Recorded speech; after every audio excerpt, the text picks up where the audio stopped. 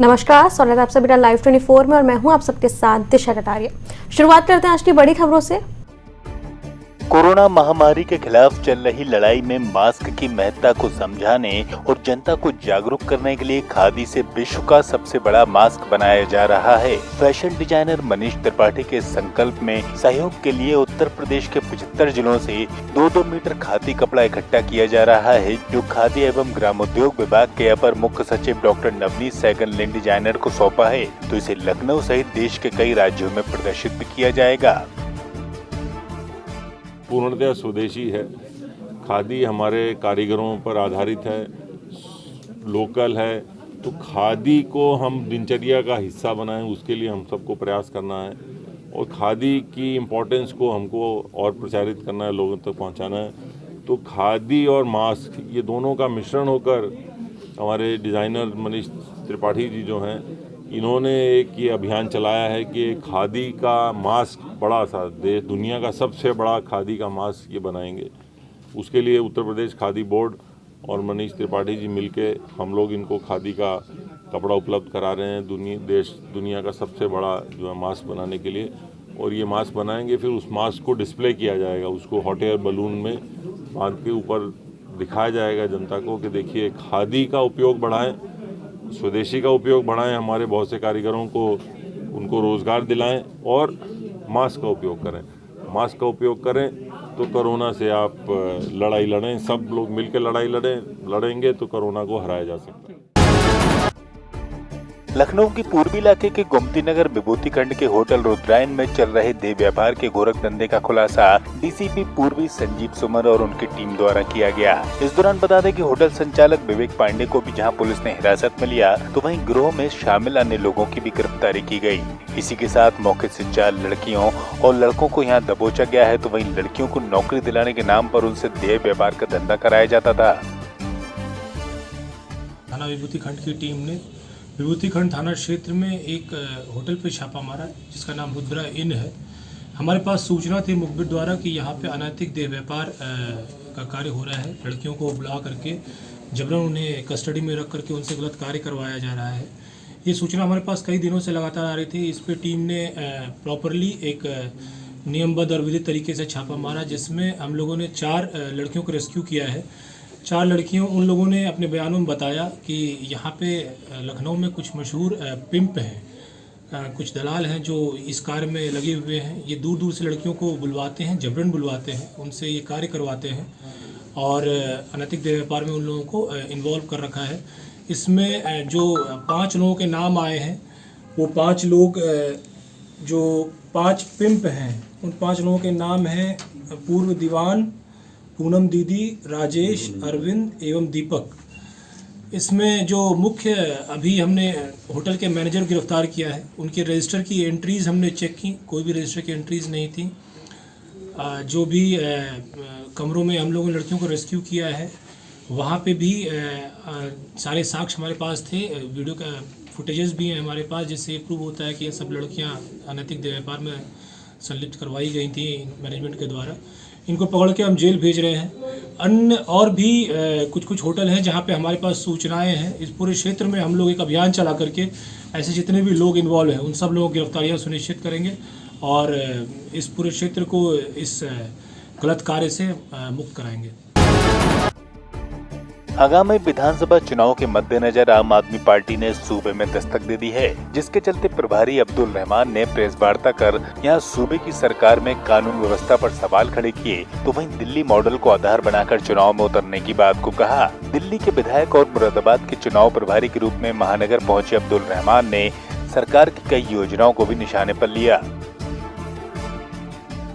आज हमने अपने संगठन की मीटिंग एक यहाँ रखी थी, कुछ समीक्षा थी संगठन, उसको लेकर के आज मीटिंग है। पंचायत चुनाव के साथ साथ आम आदमी पार्टी अब 2022 का इलेक्शन भी लड़ेगी। समीक्षा बैठक के दौरान किन किन पहलुओं पे आपके द्वारा विचार विमर्श किया गया है? देखिए, अभी तो सबसे पहली बात है कि हम अपने संगठन को कंप्लीट करें, मजबूत करें और अपने साथियों को ये बताएं कि दिल्ली मॉडल जो है उस पर ही हम चुनाव लड़ रहे हैं। दिल्ली के अंदर हमारी सरकार बनने के बाद बिजली, पानी और शिक्षा, स्वास्थ्य, तमाम चीज़ें मुफ्त की गई। महिलाओं का सफ़र ले लो या बुज़ुर्गों की तीर्थ यात्रा ले लो, डोर स्टेप सर्विस ले लो, राशन का घरों तक पहुंचाना ले लो, तमाम वो सहूलतें जो एक आम आदमी को मिलनी चाहिए वो आम आदमी पार्टी की सरकार ने दिल्ली के अंदर दी हैं। और उसी तर्ज पर हम उत्तर प्रदेश का चुनाव लड़ेंगे कि जो सहूलतें हमने दिल्ली के अंदर दी हैं वो तमाम सहूलतें उत्तर प्रदेश के लोगों को भी। विधानसभा चुनाव से पहले पंचायत चुनाव में क्या आपकी भागीदारी रहेगी उसमें? चुनाव 100% हम चुनाव लड़ेंगे, पंचायत चुनाव भी लड़ेंगे, हम ग्राम सभा चुनाव।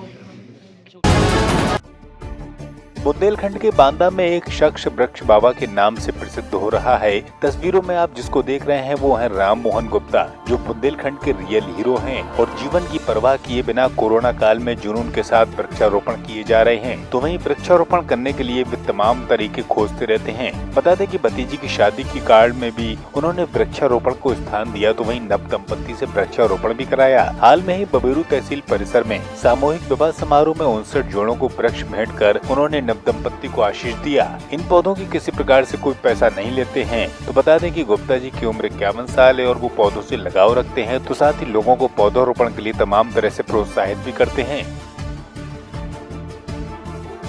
वृक्षारोपण के लिए जुनून की आवश्यकता है। जब इंसान के अंदर जुनून पैदा होता है तो वो पागलपन की सीमा तक पहुंच जाता है, और जब पागलपन की सीमा पर पहुंच जाता है तभी उसको ख्याति मिल जाती है। और साथ में अपने जो मिशन है उसमें सफल हो जाता है। मेरा मिशन केवल एक ही है, वृक्ष लगाइए, पर्व बनाइए। किसी भी कार्य में वृक्ष लगाइए, वृक्ष है तो कल है ना, बाकी सब बेकार है। और मैं वृक्ष के लिए मैंने अपने भतीजे की शादी में वृक्ष में बाकायदा कार्ड में उसमें शुभ वृक्षारोपण कार्यक्रम रखा और उसमें अपने बहू और बेटे से वृक्ष लगवाए।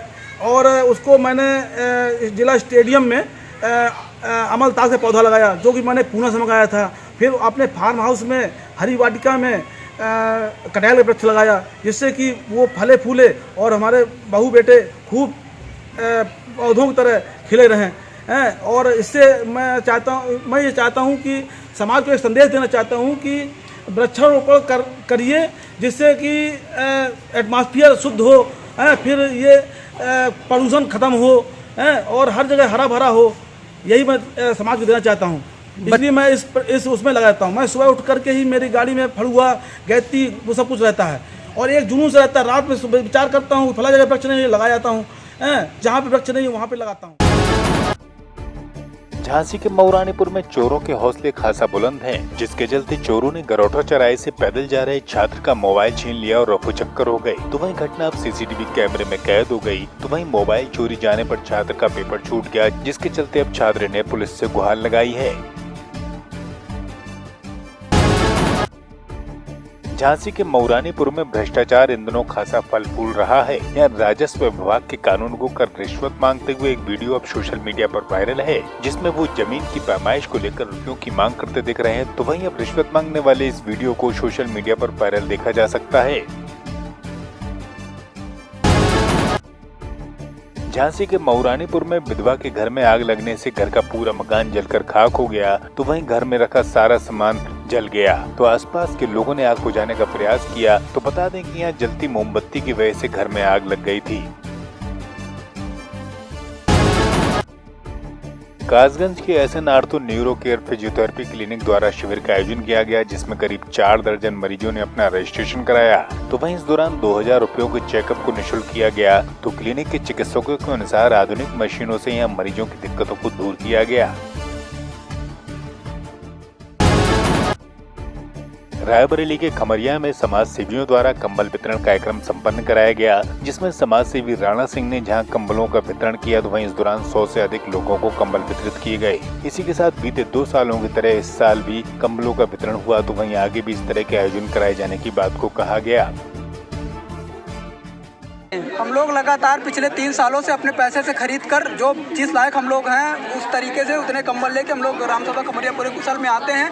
विकलांगों, विधवा, जरूरतमंदों को हम लोग लगातार पिछले 3 साल से कंबल वितरण कर कार्यक्रम कर रहे हैं लगातार। ये मतलब आप अपने स्वयं के लिए कर रहे हैं, मतलब कि स्वयं निजी मत से हम लोग जनता के समर्थन में, गाँव के समर्थन में, जनता के समाधान में हम लोग लगातार प्रयास करते हैं। और ये हम लोग प्रयास करते हैं कि ठंडी में हमारे गरीब भाई बंधु बचे हैं, इसीलिए हम लोग लगातार पिछले 3 सालों से कंबल वितरण कर रहे हैं। कंबल वितरण के अलावा भी और कार्य क्या कर रहे हैं आप? हम लोग लगातार विकलांगों को साइकिल, विधवाओं को पेंशन, वृद्धाओं को पेंशन, विकलांगों को पेंशन, राशन कार्ड जैसे तमाम योजनाओं को सरकार की लाकर और हम अपने ग्राम सभा कमरिया पूरे कुशल के लोगों को लगातार देते रहे हैं। सीतापुर के सगरन में जमीनी विवाद में दबंगों द्वारा नाबालिग से छेड़छाड़ और मारपीट की घटना सामने आई। बताते हैं कि दलित की 16 वर्षीय बेटी जब अपने घर के बाहर लेटी हुई थी तो गांव के ही दबंगों ने लड़की को पकड़कर उसके साथ छेड़खानी की और उसके साथ मारपीट भी की। अब परिजनों ने पुलिस से इंसाफ की गुहार लगाई है, तो वहीं मामला जमीनी विवाद से जुड़ा हुआ है। सीतापुर में कई माह से दहशत का पर्याय बन चुका तेंदुआ आखिरकार पिंजड़े में कैद हो गया। लगातार वन विभाग के अधिकारियों द्वारा तेंदुए को पकड़ने के लिए कॉम्बिंग की जा रही थी, तो इसके लिए जगह जगह पिंजड़े भी लगाए गए थे। तेंदुए ने 2 माह पूर्व 45 वर्षीय अधेड़ को अपना निवाला भी बनाया था। इसके अलावा कई मवेशियों को भी ये तेंदुआ अपना शिकार बना चुका है, जिसको अब डीएफओ रुस्तम परवेज की अगुवाई में वन विभाग की टीम ने पिंजड़े में कैद किया है। तो फिलहाल तेंदुए को मिश्रित रेंज हाउस ले गए हैं। कई महीनों से जो है लोगों को परेशान कर रखा था और कई बार प्रयास किया गया लेकिन पकड़ में नहीं आया था। और लगभग 2-2.5 महीने पहले इसमें एक जो है सोच की गई हुई व्यक्ति फिल्म भी कर दी थी, तो उसी मद्देनजर जो है ये पिंजरा लगाया गया था। और आज कब पिंजरा लगाया? पिंजरा इसमें जगदीशपुर में जो घटना हुई थी वो आदमी को किल किया था, उसके बाद वहाँ भी लगाया गया था। और जहाँ भी लोकेशन मिलती थी हमारे जो है स्टाफ लगे हुए थे बराबर, तो जहाँ भी इसकी लोकेशन मिलती थी हम इस पिंजरे को जो है शिफ्ट करके प्रयास करते रहे हैं। आज सुबह कितने बजे पकड़ा गया? आज इस बार लगभग 7:30 बजे जो है पिंजरे में पकड़ा गया। क्या ग्रामीणों का भी सहयोग रहा? यहाँ हमारे कर्मचारी लगे हुए थे और पिंजरा लगाया गया था, तो सभी का सहयोग है। सर आने में देरी क्यों हुई? क्योंकि अगर सुबह 6 बजे पकड़ा गया और आपको आने में काफ़ी देरी 7:30 बजे ये गया है इसके पिंजरे में। और इसके बाद प्रोटोकॉल भी पूरा करना होता है, इसकी मतलब जो है डॉक्टरी जांच की भी जरूरत पड़ती है। तो हमारे कानपुर जू से एक्सपर्ट डॉक्टर आए हुए हैं, उनको लेकर अब इसको कहाँ ले जाया जाएगा और कहाँ रखा जाएगा? अब इसको हम इसके प्राकृतिक वास में छोड़ेंगे। हमने अधिकारियों को जो है इसकी इत्तला कर दी है, इन्फॉर्म कर दिया है हमने, और आदेश मिलने पे आदेश मिलना। बलिया का नाम इतिहास में पहली बार गिनीज बुक ऑफ रिकॉर्ड में दर्ज हुआ, तो ये कारनामा बलिया की बेटी नेहा सिंह द्वारा किया गया, जहां खनिज रंगों से भगवत गीता पर आधारित मोक्ष का पेड़ नामक चित्र बनाया गया, जो अब गिनीज बुक में दर्ज हो गया। इस पेंटिंग का साइज 675.36 स्क्वायर फीट है। पेंटिंग जुलाई महीने में ही गिनीज बुक के नियमों के अनुसार तैयार करके ऑनलाइन तैयार की जा रही थी, जिसमें गिनीज बुक की तरफ से 4 महीने में रिप्लाई मिला। इसके पहले ये रिकॉर्ड भारत के ही आंध्र प्रदेश के विजयवाड़ा की रहने वाली श्रेया तातीनेनी के नाम में था, जहां 29 सितंबर 2019 को 54.67 स्क्वायर मीटर यानी 588.56 स्क्वायर फीट में खनिज रंगों से एक पेंटिंग को बनाया गया था। उसी समय से रिकॉर्ड तोड़ने के लिए एप्लीकेशन यहाँ डाला गया था, मगर गिनीज बुक की तरफ से अनुमति न मिलने के चलते इसमें समय लग गया। अब नेहा की उपलब्धि पर पूरे जनपद को गर्व है, तो वहीं बेटी के लिए बधाइयों का तांता लग गया है। जिन्होंने उपलब्धि हासिल की है उनके परिवार के सम्मानित परिजन, ये बहुत खुशी की बात है और एक बहुत बड़ी उपलब्धि है। केवल नेहा सिंह की ही नहीं, एक व्यक्ति अगर कोई उपलब्धि हासिल करता है तो उसके पीछे उस उपलब्धि का जो बैकग्राउंड होता है, पृष्ठभूमि होती है। सबसे पहले वो परिवार के सभी सदस्य, जिनका कहा गया कि बलिया का कोई व्यक्ति या आदमी Guinness book of world record में अपना नाम दर्ज कराया हो, और बलिया का ये रिकॉर्ड डेहरी गांव की आपकी इस बेटी ने उपलब्ध कराया। इसके लिए डेहरी वासियों को मैं बहुत बहुत बधाई और शुभकामनाएं देता हूँ कि आज से डेहरी गांव Guinness book of world record में डेहरी गांव भी दर्ज हुआ। बात कर रहे हैं कि मैं बलिया में पैदा हुई हूँ और गिनीज वर्ल्ड रिकॉर्ड में ये इतिहास होगा कि हमारा बलिया का नाम पहली बार जा रहा है।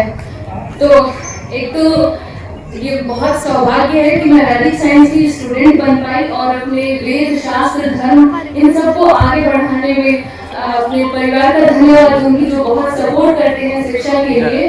ये पेंटिंग है भगवत गीता पे आधारित मोक्ष का वृक्ष। इस पेंटिंग में आप ध्यान से देखेंगे तो हर एक शाखा पे उनसे जुड़े हुए पत्ते बने हुए हैं, यानी 18 अध्याय के 18 शाखाएं, और उन शाखाओं में एक शाखा पे एक पत्ते, दूसरे शाखा पे 2 पत्ते, ऐसे करके वो बनाए गए हैं। यानी गीता के जो महत्व है उसको सबके सामने लाना ये मेरा उद्देश्य था।